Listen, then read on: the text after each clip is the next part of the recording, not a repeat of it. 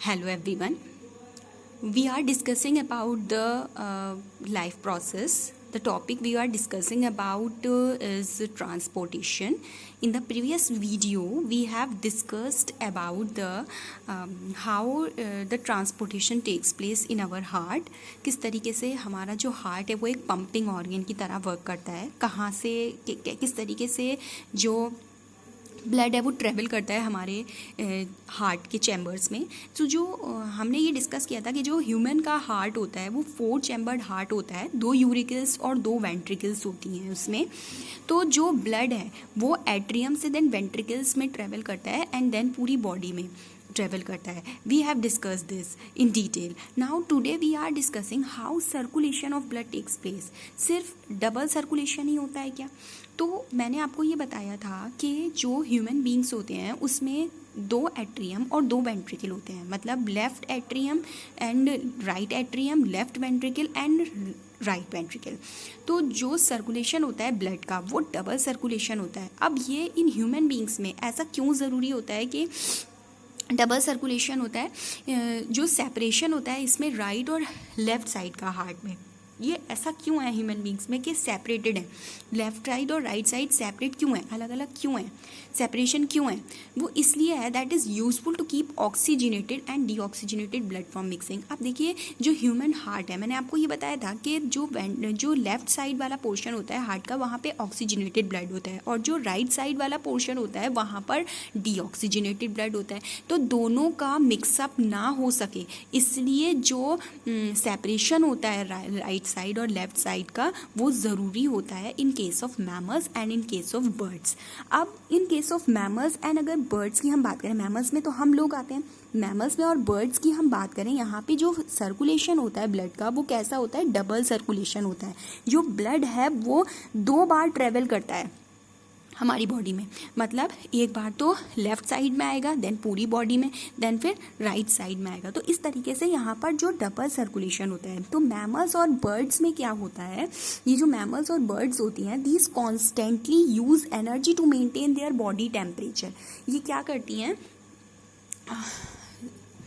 जो मैमल्स और बर्ड्स होती हैं these constantly use energy to maintain their body temperature. जो मैमल्स और बर्ड्स होती हैं ये अपनी एनर्जी को मेंटेन करने के लिए, अपने बॉडी टेम्परेचर को मेंटेन करने के लिए एनर्जी का यूज़ करती रहती हैं। तो इसलिए इनको बहुत ज़्यादा एनर्जी चाहिए होती है। These needs a lot of amount of energy.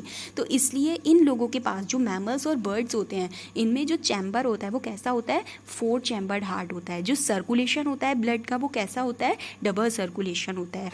मतलब जो ब्लड होता है वो 2 बार ट्रेवल करता है ड्यूरिंग ईच साइकिल, हर एक साइकिल में। अब जब एक साइकिल कंप्लीट हो जाती है, जैसे मैंने आपको ये बताया था कि डबल सर्कुलेशन में क्या होता है, जो राइट वेंट्रिकल है वहाँ से डीऑक्सीजनेटेड ब्लड हमारा पल्मोनरी आर्टरी लेकर जाती है लंग्स में, वहाँ से ऑक्सीजनेटेड हो गया, देन पल्मोनरी वीन जो है वो हमारा ऑक्सीजनेटेड ब्लड लेफ्ट यूरिकल से लेकर आएगी, लेफ्ट यूरिकल से then left ventricle, then aorta में, देन फिर पूरी बॉडी में कैसा हो गया? वो डीऑक्सीजनेटेड हो गया। तो मैंने आपको ये बताया था कि जो राइट वेंट्रिकल से जब तक लेफ्ट यूरिकल तक जो ब्लड चलेगा, जो भी ट्रेवल होगा, जो भी सर्कुलेशन होगा वो कौन सा होगा? पल्मोनरी सर्कुलेशन होगा। पल्मोनरी का वर्ड आ गया मतलब लंग्स में हो रहा है, तो इसलिए दिस इज पल्मोनरी सर्कुलेशन। और ये लेफ्ट वेंट्रिकल से पूरा राइट यूरिकल तक चलेगा सिस्टमिक सर्कुलेशन। तो इसलिए 2 टाइप के सर्कुलेशन होते हैं हमारी बॉडी में। ब्लड 2 बार हमारी बॉडी में ट्रेवल कर रहा है, 2 बार आ रहा है हार्ट में, एक बार लेफ्ट में एक बार राइट में। तो that's why it is called double circulation. तो जो ह्यूमन बींग्स होते हैं उनमें कैसा हार्ट होता है? 4 चैम्बर्ड हार्ट होता है। बहुत ज़्यादा एनर्जी की रिक्वायरमेंट होती है इनमें, तो इसलिए ये जो है इनमें जो सर्कुलेशन होता है वो डबल सर्कुलेशन होता है। अब हम और ऑर्गेनिजम्स की बात कर लेते हैं, जैसे कि और ऑर्गेनिजम्स हैं, जैसे कि एम्फीबियंस होते हैं और रेप्टाइल्स होते हैं। एम्फीबियंस और रेप्टाइल्स कौन होते हैं? एम्फीबियंस वो होते हैं जो कि लैंड पर भी रहते हैं और वाटर में भी रहते हैं, जैसे कि फ्रॉग है आपका। रेप्टाइल्स जैसे कि आपके लिजर्ड हैं और क्रोकोडाइल है। तो यहाँ पे एक एक्सेप्शन है, जनरली रेप्टाइल्स में जो सर्कुलेशन होता है वो 3 चैम्बर्ड हार्ट का होता है, मतलब 3 चैम्बर्ड हार्ट होता है इसमें। लेकिन एक क्रोकोडाइल है, वहाँ पे जो सर्कुलेशन होता है, क्रोकोडाइल एक ऐसा एक्सेप्शन है जहाँ पे जो सर्कुलेशन होगा वो डबल सर्कुलेशन होगा। तो अब in case of these animals, in amphibians और इन रेप्टाइल्स, जो बॉडी टेम्परेचर होता है वो किस पर डिपेंड करता है? और इन द एनवायरनमेंट। यहाँ पे जो है वो एनवायरनमेंट में डिपेंड करेगा टेम्परेचर, मतलब जब एनवायरनमेंट का टेम्परेचर चेंज होगा तो ये लोग भी अपना टेम्परेचर चेंज करेंगे। तो इसलिए यहाँ पे इतनी एनर्जी को मेंटेन करने की ज़रूरत नहीं होती है। In case of amphibians and in reptiles they do not need energy to maintain their body temperature. तो इसलिए जो रिक्वायरमेंट होती है एनर्जी की वो बहुत कम होती है। बट इन मैमल्स और इन बर्ड्स में हमने क्या देखा था, वहाँ पे एनर्जी की रिक्वायरमेंट बहुत ज़्यादा होती है। लेकिन इन एम्फीबियंस और इन रेप्टाइल्स यहाँ पे एनर्जी को मेंटेन करने की इतनी ज़रूरत नहीं होती है। तो इसलिए जो रिक्वायरमेंट होती है एनर्जी की वो कैसी होती है? बहुत लेस होती है। तो इस टाइप के एनिमल के पास जो हार्ट होता है वो 3 चैम्बर्ड हार्ट होता है। 3 चैम्बर्ड हार्ट का मतलब है 2 यूरिकल और 1 वेंट्रिकल, और जिसमें ऑक्सीजनेटेड और डीऑक्सीजनेटेड ब्लड मिक्स हो जाएगा। लेकिन इन केस ऑफ, अभी हमने पढ़ा है that in case of mammals and in birds, वहाँ पे जो सर्कुलेशन होता है वो डबल होता है, वहाँ पे मिक्सअप होने की कोई बात ही नहीं है, क्योंकि जो सेपरेशन होता है राइट का और लेफ्ट साइड का वो यूजफुल होता है to keep oxygenated and deoxygenated blood from mixing. तो जो एम्फीबियंस होते हैं और रेप्टाइल्स होते हैं इनमें 3 चैम्बर्ड हार्ट होता है, जहाँ पे जो ऑक्सीजनेटेड और डीऑक्सीजनेटेड ब्लड है वो मिक्सअप हो सकता है। तो मिक्सअप क्यों हो सकता है? क्योंकि इनको कोई एनर्जी की रिक्वायरमेंट होती नहीं है अपने बॉडी टेम्परेचर को मेंटेन करने के लिए, इसलिए यहाँ पे जो रिक्वायरमेंट होती है एनर्जी की वो बहुत कम होती है। तो आप ये लोग याद रखेंगे कि किस में 4 चैम्बर्ड हार्ट होता है और किस में 3 चैम्बर्ड हार्ट होता है। अब ऐसे भी ऑर्गेनिजम्स हैं जिनमें 2 चैम्बर्ड हार्ट होता है। वो कौन से ऑर्गेनिजम्स हैं? They are fishes. कुछ फिशेस होती हैं, in case of fishes it have only 2 chambered heart. 2 chambered heart का मतलब होता है कि एक यूरिकल होगा और एक ही वेंट्रिकल होगा। एक यूरिकल और एक वेंट्रिकल होगा, मतलब कि एक ही बार ट्रेवल होगा वहाँ पर। भाई जब एक ही यूरिकल है, एक ही वेंट्रिकल है, तो जो ब्लड ट्रेवल करेगा, जो सर्कुलेशन होगा ब्लड का, वो एक ही बार होगा। तो हार्ट, पहले तो हार्ट क्या होगा, फिशेज़ में जो हार्ट होगा दैट पम्प्स डीऑक्सीजनेटेड ब्लड, जो इम्प्योर ब्लड है वो पंप करेगा गिल्स तक। अब यहाँ पर क्या होता है, इन केस ऑफ फिशेज़ यहाँ पे गिल्स होती हैं, लेकिन ह्यूमन बींग्स में लंग्स था, वो प्यूरिफाई कर रहे थे ब्लड को। यहाँ पर डीऑक्सीजनेटेड ब्लड गिल्स तक जाएगा, गिल्स उसको ऑक्सीजनेट करेंगी, मतलब प्यूरिफाई करेंगी, ऑक्सीजन रिच बना देंगी उस ब्लड को। फिर वही ब्लड, ऑक्सीजनेटेड ब्लड पूरी बॉडी पार्ट्स में ट्रेवल करेगा। अब पूरी बॉडी में कैसा हो गया, वो डीऑक्सीजनेटेड ब्लड हो गया। देन फिर पूरी बॉडी से फिर कहाँ जाएगा, हार्ट में जाएगा, देन हार्ट से फिर गिल्स में, देन गिल्स से फिर पूरी बॉडी में। तो इसलिए यहाँ पर कैसा सर्कुलेशन हुआ, सिंगल सर्कुलेशन हुआ, because blood travels once in their body, क्योंकि एक ही बार ट्रेवल करेगा। तो इसलिए in case of fishes there is only 1 circulation, that is called single circulation. But in case of mammals and in birds blood travels twice the body, 2 बार travel करेगा। तो that's why in their bodies there is double circulation. Hope you all of you have understood this. Then now जो अब double circulation जो होता है, अब एक कंप्लीट हार्ट बीट होती है हमारी। अब जो ह्यूमन बींग्स होते हैं उनमें जो, मतलब जो मैमल्स हैं, मैमल्स ह्यूमन बींग मैमल्स में ही आते हैं। तो जब लेफ्ट यूरिकल से वेंट्रिकल में आया, लेफ्ट वेंट्रिकल से देन पूरी बॉडी में ट्रैवल करा, पूरी बॉडी से फिर right auricle, then right ventricle. इस तरीके से जो पूरी साइकिल होती है, एक complete heart beat in which all the chambers of the heart contract and relax. जब एट्रियम से, देखिए आप यहाँ पर मैंने आपको ये बताया था कि ये लेफ्ट एट्रियम है, जब यहाँ से ब्लड वेंट्रिकल में आएगा तो लेफ्ट वेंट्रिकल कैसा हो जाएगा, रिलैक्स हो जाएगा, लेकिन ये कॉन्ट्रैक्ट हो जाएगा। फिर ये पूरी बॉडी में ट्रैवल करेगा, ये पूरी बॉडी से फिर राइट एट्रियम में आएगा, राइट एट्रियम में जब ब्लड आएगा तो कैसा हो जाएगा, कॉन्ट्रैक्ट हो जाएगा। फिर ये कॉन्ट्रैक्ट हो जाएगा तो ब्लड नीचे आएगा राइट वेंट्रिकल में, ये कैसा हो जाएगा, रिलैक्स हो जाएगा। तो ये जब ये पूरे चैम्बर्स अपने कंप्लीट कर लेता है हार्ट, जब in which all the chambers of the heart contract and relax, that is called cardiac cycle. जब चारों चैम्बर्स को कंप्लीट कर लेता है, पूरी बॉडी में भी ट्रेवल कर जाता है, उस एक कंप्लीट हार्ट बीट को हम कहते हैं कार्डियक साइकिल। तो जो हमारा हार्ट बीट होती है वो 72 टाइम्स पर मिनट होती है, मतलब एक मिनट कम से कम 72 टाइम्स हमारा दिल धड़कता है एक नॉर्मल एडल्ट में। अगर हम एक कार्डियक साइकिल की बात करें तो जो हार्ट होता है हमारा वो 70 ml ब्लड को पंप करता है, और तो इससे 49,000 ml ब्लड जो है वो हमारा एक मिनट में ट्रेवल करेगा। ठीक है, नाउ अब ये डबल सर्कुलेशन का सिग्निफिकेंस क्या होता है? It ensures complete segregation of oxygenated and deoxygenated blood which is necessary for optimum temperature, optimum energy production in warm blooded animals. मतलब जो मैमल्स और बर्ड्स होते हैं उनमें क्या होता है, जो सेग्रीगेशन होता है ऑक्सीजनेटेड और डीऑक्सीजनेटेड ब्लड का, वो ज़रूरी होता है। क्यों? उनकी एनर्जी को प्रोड्यूस करने के लिए इसमें ज़रूरी होता है। This is the significance of double circulation. Now there is another topic of this that is called lymph. एक lymph है। अब हमारा जो ट्रांसपोर्टेशन होता है वो मैंने आपको ये बताया था कि ब्लड से होता है। तो ब्लड के अलावा एक और फ्लूइड होता है जिसको हम कहते हैं लिम्फ। ट्रांसपोर्टेशन ब्लड से भी होता है और लिम्फ से भी होता है।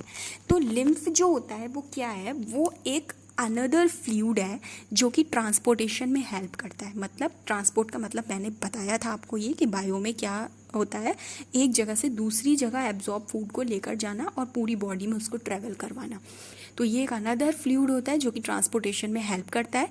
इस जो लिम्फ से होता है उसे हम कहते हैं लिम्फ और टिश्यू फ्लूइड, जो ट्रांसपोर्टेशन इससे होता है। ये ब्लड के बिल्कुल सिमिलर होता है, लेकिन इसमें क्या होता है, आरबीसीज प्रेजेंट नहीं होती। ये पेल कलर का होता है। लिम्फ इज कलरलेस होता है, बिल्कुल कलर नहीं होता इसका। ये किससे बना हुआ होता है? अब ये लिम्फ जो हमारी ब्लड कैपिलरीज होती हैं वहाँ से फ्लूइड लीक होता रहता है। जो ब्लड कैपिलरीज होती हैं, मैंने आपको बताया था ब्लड कैपिलरीज क्या हैं, ये वो ब्लड वेजल्स होती हैं जो कि कनेक्ट करती हैं आर्टरीज और वेन्स को। तो जो लिम्फ होता है वो किससे बना होता है, जो ब्लड कैपिलरीज हैं उससे फ्लूइड लीक होता रहता है। उससे जो फ्लूइड लीक होता रहेगा तो जो कैपिलरीज से लीक होगा ब्लड वो कहाँ पर जाएगा, इंटरसेलुलर स्पेसेस में जाएगा। जो हमारे टिश्यूज़ के इंटरसेलुलर स्पेसेस हैं वहाँ पर जाएगा।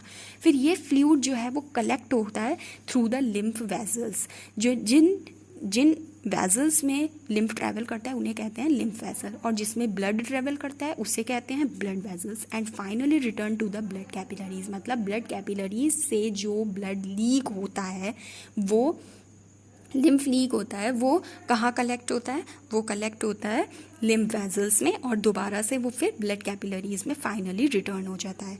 अब ये लिम्फ जो है वो ब्लड की तरह ही होता है, लेकिन इसमें आरबीसीज नहीं होती, इसमें कम प्रोटीन्स होते हैं ब्लड से के मुकाबले। अगर हम देखते हैं प्लाज्मा भी होता है इसमें, डब्ल्यूबीसीज भी होती हैं इसमें, वाइट ब्लड सेल्स भी होती हैं। अब इनका फंक्शन क्या होता है, what is the function of lymph?